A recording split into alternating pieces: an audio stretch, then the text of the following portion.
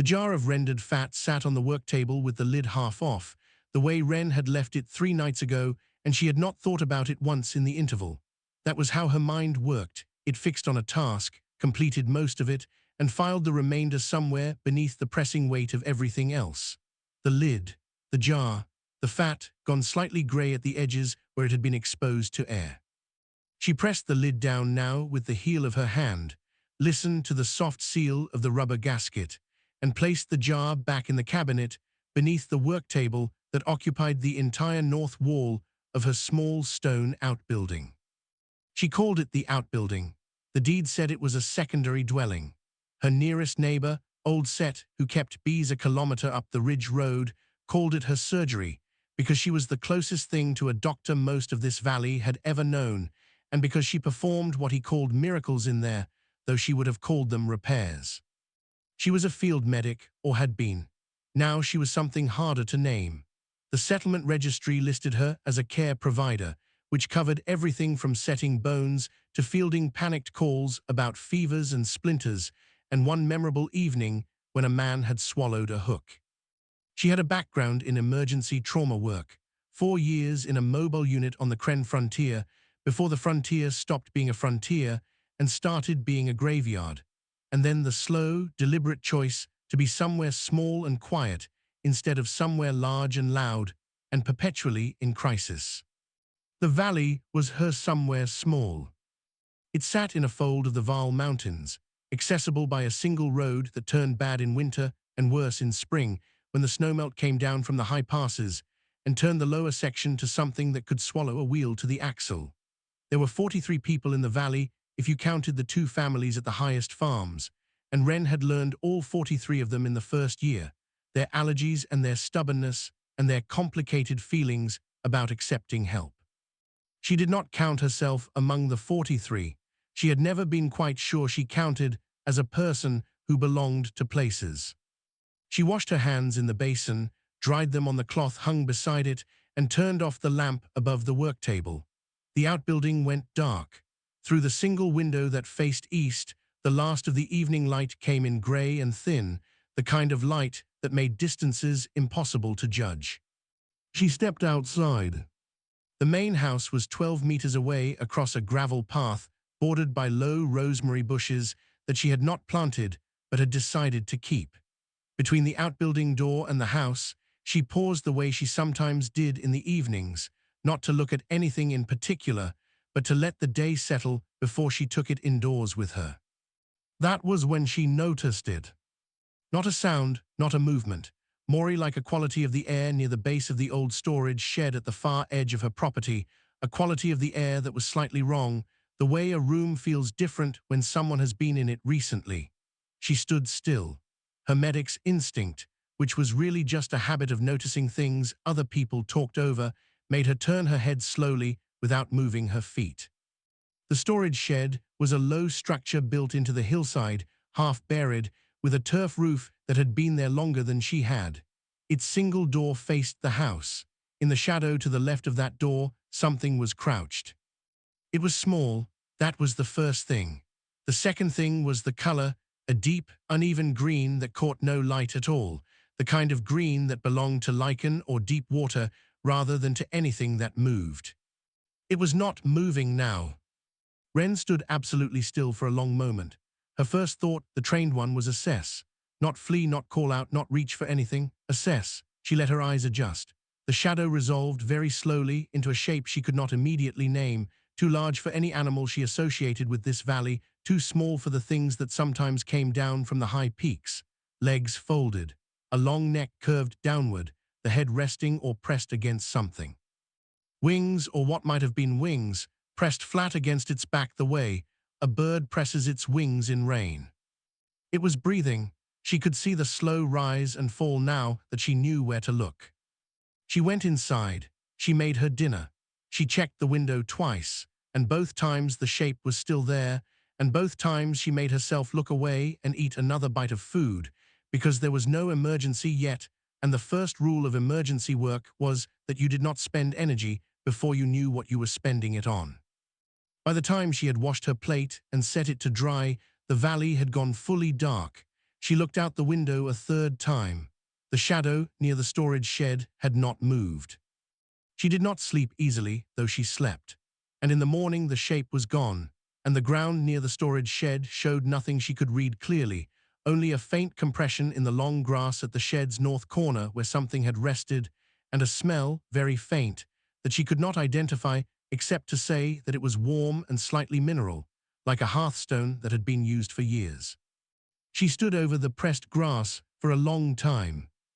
Then she went to work on Set's forearm, which he had burned badly on a kettle 3 days ago and which he was pretending had healed faster than it had, and she put the creature. She was already thinking of it as a creature, which she recognized as a commitment of a kind, out of her mind for the entirety of the day. That evening, she sat on the low wooden step outside the outbuilding door with a cup of broth going cold in her hands, and she watched the shed. An hour passed. Then the green thing came back. It came from above, which she had not expected. Not dramatically, no sweep of wings, no rush of air. It descended the way a tired animal descends a familiar slope, with the particular careful economy of something that has done this before and does not need to perform it. It landed at the corner of the shed, folded itself, and became still. It was looking at her. She could tell because the looking had a weight to it, the specific weight of being observed by something intelligent enough to understand what observation was. She raised her cup, not as a gesture of greeting, simply because her hands needed something to do and she was not going to let them give her away. The creature watched. She watched back. After a very long time, it lowered its head and rested it against the shed's north wall, and she had the strange, unsettling sense that this was not the beginning of anything, that the creature had been deciding something about her for much longer than she knew, and that tonight it had arrived at a provisional answer. She finished her broth. The cold of it had gone all the way through by then. She went inside, and she did not look back, though she wanted to. She slept better that night, which surprised her, and she did not examine why. The next evening, she left a strip of dried meat on the corner of the step. It was gone in the morning, though whether the creature had taken it or some night-ranging fox had, she could not say. She left another strip the following evening, and another. She did not increase the amount or decrease the distance between the step and wherever the creature chose to rest. She simply made the offering available and let whatever happened next happen on its own schedule. On the fourth evening, she brought her work outside. She had charts to review, notes from a difficult delivery she had assisted with at the Kren family farm, 2 weeks of careful handwritten observations about a child's recurring chest tightening that she suspected was environmental rather than structural. She spread the papers on her knee and read them in the last of the evening light with her back to the shed, and she worked, and the creature was there, and for a while neither of them did anything except exist in the same air. Then it made a sound. Not a roar, nothing so clear, a low sound, almost subsonic, like a stone wall settling after frost, a sound that you felt more in your sternum than heard with your ears. It lasted perhaps 3 seconds and then stopped. Wren set down her papers and sat with it. She did not know what the sound meant, but she had spent enough time with people who could not tell her directly what they needed to learn that meaning was not always the first thing you reached for. Sometimes you simply acknowledged that a sound had been made, and you waited, and in the waiting something became possible that had not been possible before. She said, "I hear you." She said it quietly, not performing it, not making it into anything large. Just 2 words, offered honestly into the early dark. The creature was still for a moment. Then it shifted its weight and settled again, and the low sound did not repeat, but something in the air between them changed in a way she could not have named and did not try to. It was the smallest possible beginning, but in her experience, which was considerable, most real things began very small. She picked up her papers and continued reading. Over the weeks that followed, the creature came every evening without exception. This itself was information. In Wren's experience, animals that came every evening without exception were not simply foraging animals. They were animals with a reason that was more specific than hunger. She began to think of the visits as intentional the way a knock on a door was intentional, which was a thought she turned over and examined from several sides before she allowed herself to settle into it. The creature was small for what it clearly was. She had worked near enough to the Val Mountains and heard enough accounts from the people who lived at the valley's upper edges to know what she was looking at, even if the knowing took her several days to fully accept. A dragon. The word felt too large and too storybook for the quiet green thing that rested against her storage shed each evening, but no other word fit the physical facts. The wing shapes, the scaled texture that caught light differently depending on angle, the quality of the warmth that radiated from it even at a distance. The heat was the most persuasive detail. It was not the warmth of an animal with high metabolic activity. It was the warmth of contained fire, the warmth of something that managed heat rather than merely produced it. She was thinking about this, the fire management, what it implied about internal structure, whether the heat she felt was a deliberate choice or an ambient condition, when the creature did something new. It moved closer. Not all the way to the step, 5 meters closer than its usual position, which placed it at the edge of the gravel path, on the grass that bordered the rosemary. It stood there for a moment with the awkward quality of something that was committing to a position it was not entirely certain about. Then it sat, with that same careful folding of its legs, and looked at her. Wren looked back. The creature's eyes were amber, not the gold she might have expected from the stories, but a deep amber that had brown in it, the color of old resin held to a lamp. They were large relative to its head, which she now understood was a juvenile feature. The proportions of the creature's face, wide eyes, short snout, the way its neck was slightly too long for its body, all of it spoke of something that had not yet grown into itself. Young then. The thought rearranged something in how she looked at it. She had been reading the visits as the behavior of an adult creature making considered choices. Now she had to add the layer of youth to that reading, and youth changed the meaning of the choices considerably. An adult returning each evening meant something specific and cool and deliberate. A young creature returning each evening meant something urgent and unresolved and possibly frightened. She thought about what it might be frightened of. She thought about what might have brought something young and frightened to the edge of a human woman's property in a valley that didn't see many dragons, and she thought about these things for several evenings while the creature sat on the grass border at the edge of the gravel path, and she set out her strip of dried meat, and the evenings passed. Then, on a night in early autumn, when the first cold had come down from the high passes and the air carried the clean smell of altitude, the creature pressed its head against the ground and made the low chest sound again, and this time it did not stop after 3 seconds. It went on for almost a minute, and within that sound, Wren heard something she recognized from her years of work, something that did not have a medical name, but that she thought of as the sound a person made when they had been holding something for too long and could not hold it anymore. She set down everything she was doing.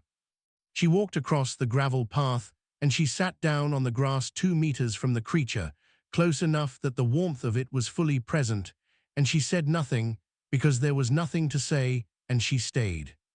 The sound wound down slowly. The creature's head remained on the ground. Its breathing was visible. Wren noticed then that the scales near its left shoulder were wrong. Not dramatically wrong, she had to look carefully, and she had been a medic for long enough that looking carefully was simply how she looked. But there, a region roughly the size of her 2 hands together, where the scales had a dull quality instead of the faint sheen that the rest of the creature's skin held, damaged or healing. She couldn't tell which without getting closer, and getting closer was a decision she was not going to make unilaterally. She filed the observation. She stayed where she was. The night came fully in around them both, and after a long while the creature lifted its head and looked at her with the amber eyes, and in the amber eyes she saw something she did not try to interpret, because interpretation was a way of ending a conversation before it had properly started, and she was not willing to end this one. She would wait, she decided, as long as it took. She had learned this in the field, learned it more deeply than almost anything else. Sometimes the most important thing you could do was to simply remain present, without demand and without retreat, until the space between two beings became safe enough to hold something real. This, too, was a kind of medicine. The conflict was not a thing she could see coming until she was already in the middle of it, which was another thing she had learned to recognize as a pattern in her life. Not the crises that announced themselves from a distance, but the ones that arrived wearing ordinary clothes. It arrived in the form of Set's nephew, whose name was Val, who had come to spend the autumn helping his uncle with the late harvest of honey, and who had consequently been present in the valley for 3 weeks, when he knocked on Wren's door on a Tuesday morning with his hat in his hands, and a look on his face that she had seen on many faces before, and that always preceded something complicated. He told her that people were talking. She asked him what people were talking about. He said that there was a dragon on her property and that people were worried, and that some of them were thinking about sending word to the Val Mountain Authority, which had regulatory oversight of dragon territory interactions throughout the range, and which had, according to Val, a standard protocol for situations in which a dragon established a pattern of proximity to human settlements. She asked him what the protocol was. He looked at his hat. He said he thought it involved relocation. After he left, she stood in her kitchen for a while and looked at the wall and thought about what she knew, which was more than she had known 2 months ago, but still less than she needed. The creature, she had not given it a name, because naming was a specific kind of claiming that she had not felt she'd earned yet, came every night. Its left shoulder was healing, she was increasingly certain, though from what injury she could not determine. It was young, it was alone. In the 5 or 6 months it had been coming, it had never been aggressive, never made a gesture that could be read as threatening, had in fact been so careful in the space between them that she had sometimes thought of the care itself as a language, as a way the creature had of saying something it did not yet have the means to say in words. Because she was beginning to understand that the creature did have words, or something adjacent to words, she had not arrived at this understanding in a moment. She had arrived at it across many evenings of accumulated detail. The low sound it made was not one sound. It was many sounds, differentiated by duration and pitch, and the particular quality of the vibration she felt in her sternum, and the differences corresponded to different circumstances. The sound it made when she first came outside was different from the sound it made when she sat near it, which was different again from the sound it made when she went back inside. These were distinctions she had begun to map without meaning to, the way you map the speech patterns of a patient who communicated differently from the norm, not translating exactly, but reading the shape of things, understanding enough to respond honestly. She did not know what the Val Mountain Authority would understand about this. She suspected the answer was, not much. Val came back 2 days later. This time he brought Set, which was a more serious deployment. Set was not unfriendly to her. He had been her most reliable patient and her most reliable gossip source, and she was genuinely fond of him, but he had the expression of a man who had been given a job and was going to do it even though he would have preferred not to. They sat in her kitchen. She made tea, because making tea gave her hands something to do and gave her mind a moment. Set told her that the concern was not that she was doing anything wrong. The concern was for her safety. Several people in the valley had seen the creature now, and while it had done nothing threatening, a dragon was a dragon, and young dragons were unpredictable, and the authority had resources to handle this kind of situation properly. Wren held her cup. She asked Set what properly meant. He said he didn't know exactly, but he believed the creature would be moved to a managed area. There were reserves in the high peaks, places set aside for exactly this. She said that the creature was injured. Both men looked at her. She said it had a shoulder injury that was healing, but that had not finished healing, and that moving a young injured animal across mountain terrain in autumn was a risk that the people sending word to the authority might not have accounted for, and that she thought they should account for it. Set looked at his tea. He said he hadn't known it was injured. She said that was because he hadn't been sitting with it in the evenings for 5 months. There was a silence that held more in it than the words had. She did not say, "I will not let you take it." She did not perform anything. She simply sat with the truth of what she knew and let it be present in the room, and she watched them feel the weight of it, and she waited. After a while, Set said he would tell the others what she had said. After they left, she stood at the window and looked toward the shed and thought about the creature spending the day somewhere in the high terrain above the valley, not knowing what was being decided about it 3 kilometers below, and she felt something she recognized as a specific kind of anger, not hot, not loud, but very settled, the kind that had a foundation. That evening, she went outside earlier than usual. The creature came earlier too, as if it knew, which was a thought she did not dismiss as sentiment. It came from the southeast, from the lower ridge rather than the high peaks, which was unusual, and it was moving differently, not its careful descent but something quicker, with a quality she read as distress.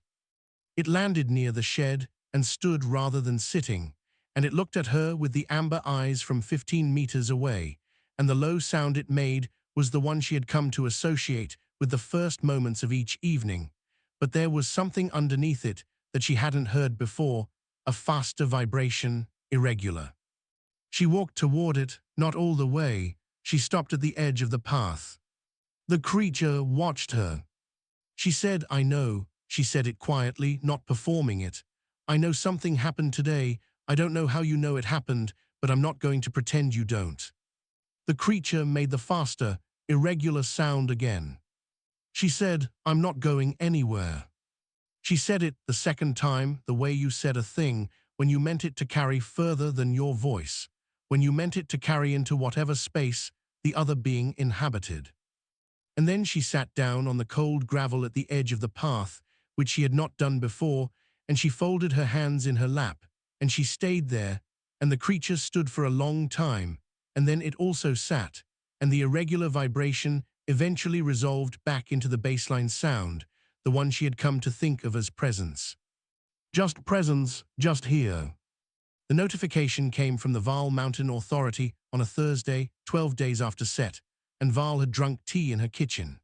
It came as an official posting to the settlement registry and a separate document delivered by courier to Wren directly, which told her that the authority was aware of a juvenile dragon in regular proximity to a human habitation in the lower Val Valley, and that their protocol required a site assessment to determine appropriate management. The assessment team would arrive in 4 days. She read the document twice. She noted the language. Appropriate management was doing a great deal of work in that sentence, and she had been around institutional language long enough to know that work it was asked to do was rarely in the interest of the thing being managed. She spent the 4 days preparing, which in her case did not mean what it might have meant for someone else.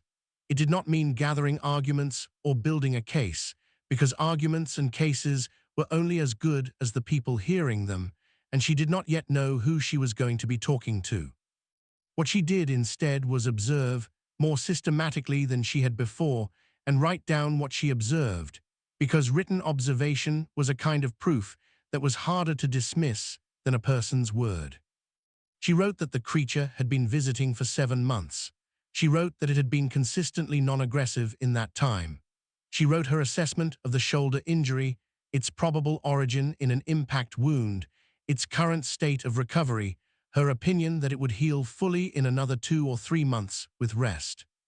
She wrote what she had mapped of the creature's communication patterns, carefully, without overstating what she could claim, but also without understating it, because understanding was also a failure she had seen institutions commit.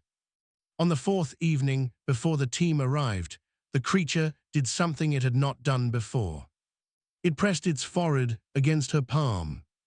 She had walked closer than usual, drawn by something she could not have explained and didn't need to explain to anyone, and she had reached out without entirely deciding to reach out, and the creature had moved the last distance itself, and for a moment she felt the warmth of it against her skin, not painful, not overwhelming, just warmth, the warmth of something alive and present and choosing to be present.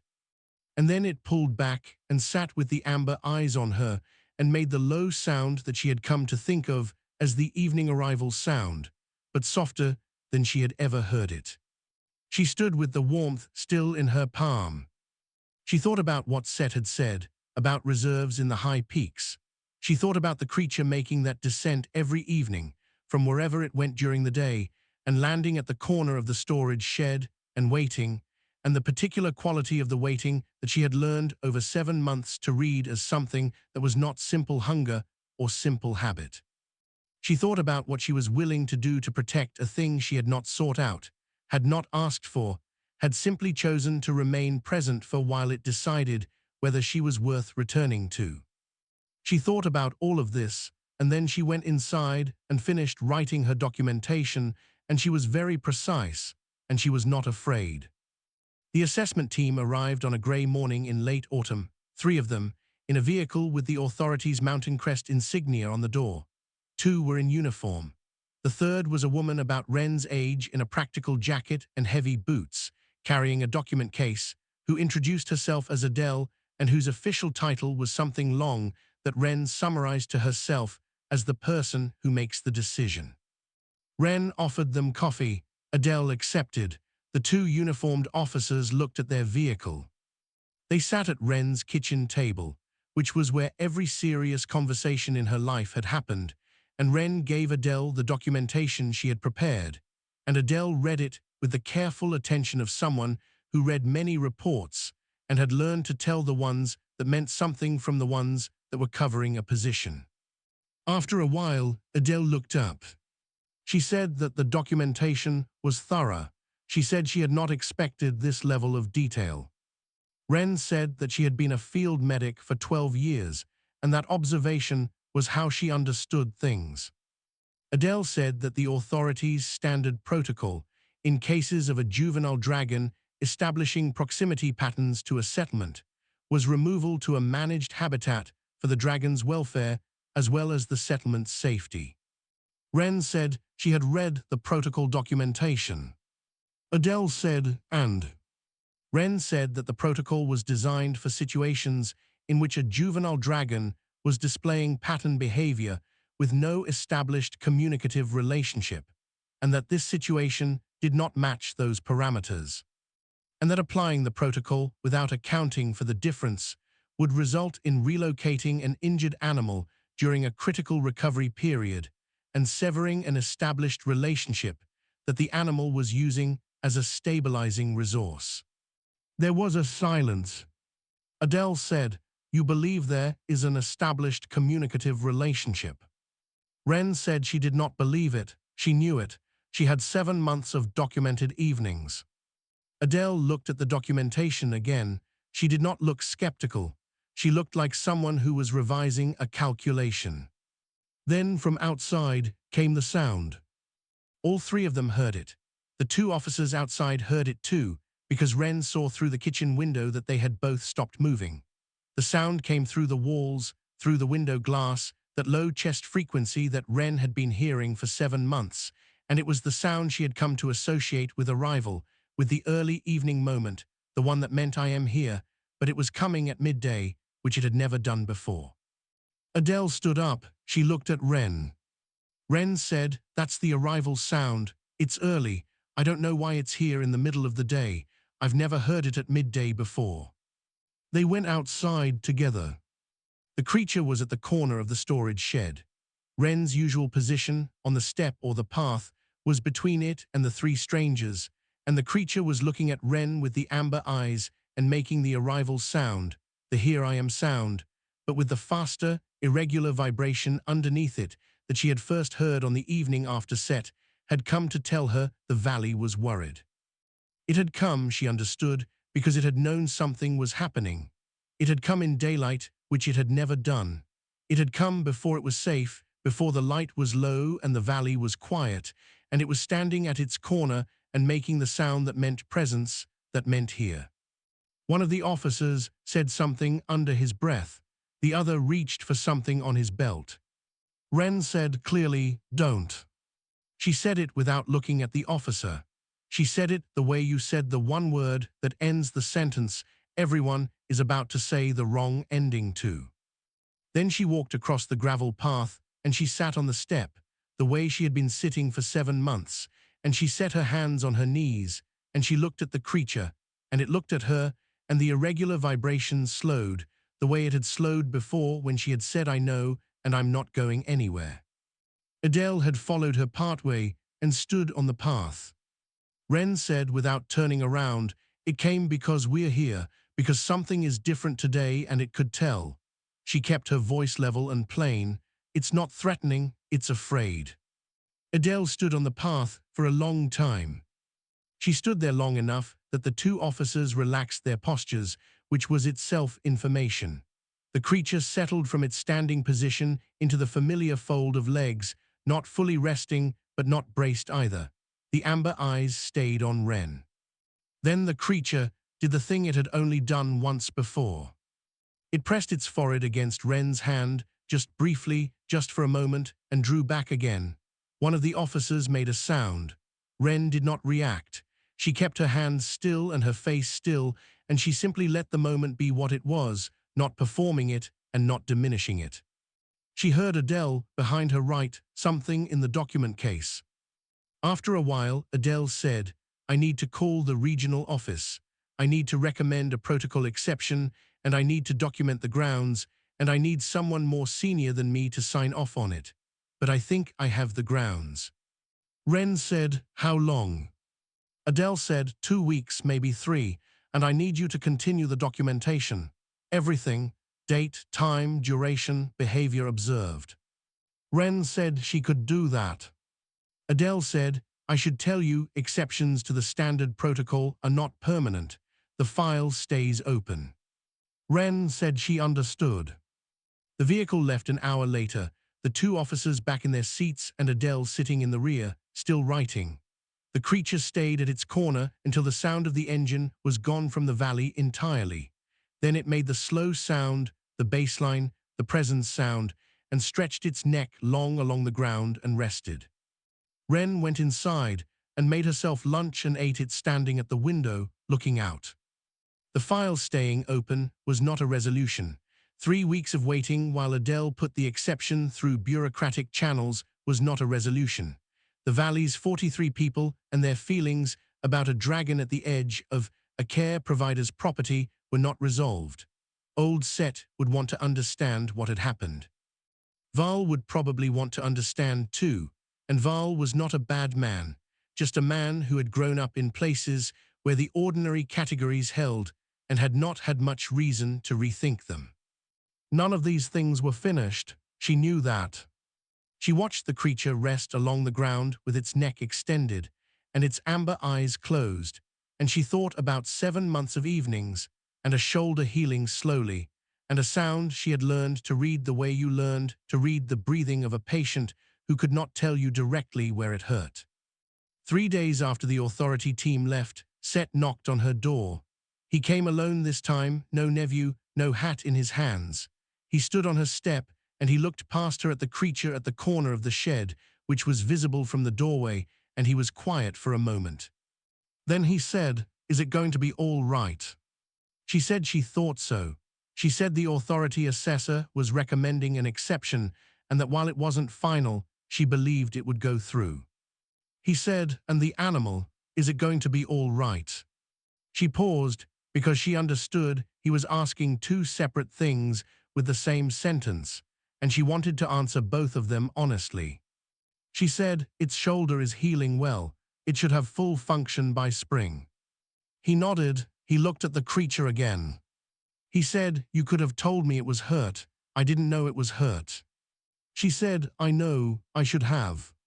He left, and she thought about that, the simple thing she hadn't said, the information she had kept because it felt too intimate to share, and how the keeping of it had made the situation harder than it needed to be. She filed that lesson in the place where she kept the lessons that cost something. Weeks became months. The exception came through in writing, with conditions, 6 weeks after the assessment. The conditions were what she had expected: continued documentation, an annual review, a requirement to notify the authority if the creature's behavior changed significantly. She accepted all of them without argument, because the conditions were reasonable, and because the alternative was worse, and because she had learned, in a long life of working within systems that were imperfect, but were all there was, that reasonable conditions were worth accepting and worth fulfilling. The creature's shoulder healed by early spring, which she knew not from any examination she had performed, but because one morning in March it arrived from the high peaks for the first time rather than the lower ridge, and when it landed with both wings fully extended for a moment before folding them, and the left wing moved as freely as the right. She stood on her step and watched, and did not say anything. The creature looked at her with the amber eyes. She raised her hand, palm out just briefly, not a wave, not a greeting, just an acknowledgement of what she had seen. The following autumn, a child in the valley developed the chest tightening that Wren had been monitoring, severe enough to require emergency care, and the nearest hospital was 90 kilometers away, with a road that was again doing what the road did in spring. It was Set who came to her door at 3 in the morning, and it was Set who stood in her kitchen while she pulled on her coat and gathered what she needed, and it was Set who watched, wide-eyed and silent, as Wren went to the storage shed and pressed her palm flat against the corner of the wall and waited. The creature came in 8 minutes. It came from the high peaks at speed, and it landed in the small field behind the main house, and it looked at her with the amber eyes, and it made the low baseline sound, and she had thought about this possibility in the abstract but had never been certain of it until now, standing in the pre-dawn cold with Set behind her, holding a medical bag. She had never asked the creature for anything. It had returned every evening for 2 years by then. It had pressed its forehead to her palm twice, and both times she had let the moment be what it was. It had learned the sound of her door, she believed. It had learned the hour of her evenings. She looked at it now, and she said quietly, "I need to ask you something." The amber eyes were steady on her. She said the name of the family, the direction of the farm, the distance. She said it the way she said everything to the creature, plainly, without performance, trusting that more was understood than she could prove. The creature was still for a long time. Then it moved to the side and held one wing out low over the field grass, which it had never done before. She turned to Set. He was staring. She said, "Can you go home and tell your nephew what happened here tonight?" And she picked up her bag, and she walked across the cold field, and she climbed, and the warmth of the creature's back was extraordinary, and they went up into the dark together, and below her, the valley's few lit windows were small and scattered and terribly dear, and the wind at altitude had a bite to it that she hadn't expected even though she should have. And she pressed herself flat against the creature's neck, and she watched the dark ridge of the high peaks against the darker sky, and she felt something she didn't try to name. The child recovered fully.